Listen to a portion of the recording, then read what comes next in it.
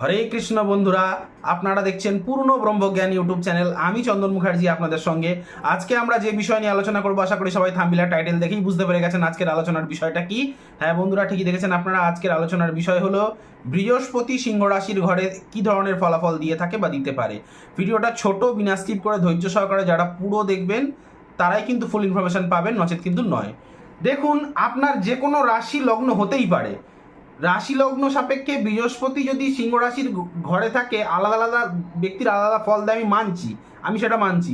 কিন্তু আমি সেই বেসিক কথাগুলো যেগুলো মিলতেই হবে, সেই প্রপারলি বেসিক কথাগুলি আমি বলবো। আপনার শুধুমাত্র দেখা কর্তব্য আপনার জন্মছকে বৃহস্পতিটা সিংহ রাশির ঘরে একা বসে আছে নাকি।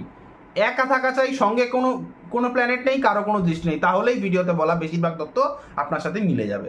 দেখুন, আমরা এমনি জানি যে সিংহ রাশির যে ঘরটা কালপুরুষ রাশিচক্রের পঞ্চম ঘর, এবং বৃহস্পতি কালপুরুষ রাশিচক্রের পঞ্চম ভাবেরও কিন্তু কারক গ্রহ, সেই সঙ্গে নবম এবং দ্বাদশ ভাবের অধিপতি কালপুরুষ রাশিচক্রের বৃহস্পতি। তাহলে আপনারা জানবেন, যাদের এই সিংহ রাশির ঘরে বৃহস্পতি গ্রহটা বসে থাকে, সেই ব্যক্তি ছোটবেলা থেকেই দেখবেন প্রচণ্ড ধার্মিক হবে এবং ধর্মের পথেই সে চলবে। এবং এটাও দেখে থাকবেন যে সেই ব্যক্তি জীবনে হাই স্কুল যখন পড়াশোনা করবে, মানে উচ্চ স্তরে যখন পড়াশোনা করবে, তখন তার যে শিক্ষাগুরু ভালো পাবে এবং তার দীক্ষাগুরুও ভালো পাবে। এবং এটাও দেখেছি, যাদের এই বৃহস্পতি সিংহ রাশির ঘরে থাকে, সে ব্যক্তিরা খুবই পরোপকারী হয়, নিজের সবটুকু দিয়ে লোকের হেল্প করে। মানে নিজের না থাকলেও চলবে, নিঃস্বার্থভাবে লোকের হেল্প করে। তার কারণ কালপুরুষ রাশিচক্রের দ্বাদশ ভাবের অধিপতিও কিন্তু বৃহস্পতি, এবং দ্বাদশ ভাব থেকে ত্যাগ বোঝা যায়। তাহলে দ্বাদশ অধিপতি যদি কালপুরুষ রাশিচক্রের যদি পঞ্চমে বসে থাকে, তাহলে কি হবে? সে নিজের সবটুকু দিয়ে লোকের হেল্প করবে। এই ধরনের ব্যক্তিরা যাদের পঞ্চমে বৃহস্পতি থাকে, এরা কিন্তু প্রচণ্ড জ্ঞানী ব্যক্তি হয়, প্রচণ্ড প্রজ্ঞাবান ব্যক্তি হয়। হ্যাঁ, পড়াশোনায় মেধাবী তো আছেই, তাছাড়াও বহুমুখী প্রতিভার অধিকারী হয়।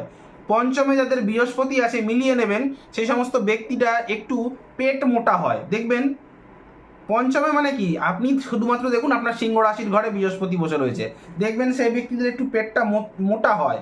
এবং বেশিরভাগ ক্ষেত্রে দেখে থাকবেন যে এদের মেদবহুল শরীর হয়, মানে শরীরে একটু চর্বিযুক্ত শরীর হয়। ঠিক আছে, এই যাদের এই সিংহ রাশির ঘরেতে বৃহস্পতি গ্রহটা বসে থাকে, তারা সেলফ প্রফেশনের দিকে যদি যায়, খুব ভালো হয়। এরা ধর্মের জন্য মানে বিভিন্ন রকম ধার্মিক স্থল যাত্রা করে থাকে সাধারণত জীবনে। ঠিক আছে, এবার যদি বলেন যে সেলফ প্রফেশনে গুরুদেব কোন কোন সেলফ প্রফেশন ভালো হবে, সেটা তো প্রপার জন্মছক দেখতে হবে। তবুও একটা মোটামুটি আমি বলে রাখি, সেলফ প্রফেশনে আপনারা যদি জ্যোতিষ নিয়েও যদি পড়াশোনা করেন, আপনাদের খুব ভালো। যাদের এই সিংহ রাশির ঘরে বৃহস্পতি, সেই সমস্ত ব্যক্তিরা যদি লয়ার, অ্যাডভোকেট, এই সমস্ত লাইন নিয়ে পড়াশোনা করেন, মানে LLB, ভালো। এই সিংহ রাশির ঘরে যে সমস্ত ব্যক্তিদের বৃহস্পতি বসে রয়েছে, তারা যদি বিভিন্ন রকম মেডিসিন লাইনে, বিশেষ করে আয়ুর্বেদিক মেডিসিন লাইন নিয়ে পড়াশোনা করেন, তাদের কিন্তু খুবই ভালো। এদের কিন্তু এই সমস্ত ব্যক্তিরা কিন্তু দৃষ্টি সম্পন্ন ব্যক্তি হয়। ঠিক আছে, অন্তর্দৃষ্টি সম্পন্ন ব্যক্তি হয়। এবং এই পঞ্চমে যাদের বৃহস্পতি থাকে, জানবেন এরা বেশিরভাগই হয় তারাকালী মা এবং নইলে সত্যনারায়ণের করে, সত্যনারায়ণ পরম্পরায় যে ভগবান আছে তাদেরকে ইষ্ট মানে, এবং মানলেই তাদের ভালো, এটা জেনে রাখবেন। ঠিক আছে, ভিডিওটা যদি ভালো লেগে থাকে লাইক করবেন, কমেন্ট করবেন, বেশি বেশি করে শেয়ার করবেন। চ্যানেলটিতে নতুন হলে সাবস্ক্রাইব বাটনটা প্রেস করে নোটিফিকেশানে গিয়ে অলে গিয়ে অন দেওয়াবেন, তাহলেই আমার তৈরি ভিডিও বেরোতেই সবার প্রথম আপনারা পাবেন। এবং আমাকে দিয়ে যদি কনসালটেশন করাতে হয় বা নিজের জন্মছক বা হাতের বিচার বিশ্লেষণ করাতে হয়, স্ক্রিনে দেওয়া নাম্বারে কল বা হোয়াটসঅ্যাপ করে যোগাযোগ করতে পারেন। যারা একদম পড়তে পারে না নাম্বার, তাদের জন্য পড়ে শোনাচ্ছি।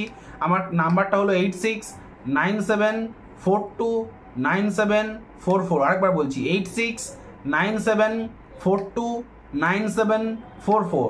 আর হোয়াটসঅ্যাপ নাম্বারটা হচ্ছে 9619396811। অবশ্যই পেয়েবল প্রেডিকশন অনলি। আজ এখানেই রাখলাম, দেখা হচ্ছে নেক্সট কোনো ভিডিওতে, নেক্সট কোনো টপিকে। ততক্ষণ পর্যন্ত ভালো থাকুন, সুস্থ থাকুন, আর সুস্থ আপনার থাকতেই হবে। হরে কৃষ্ণ।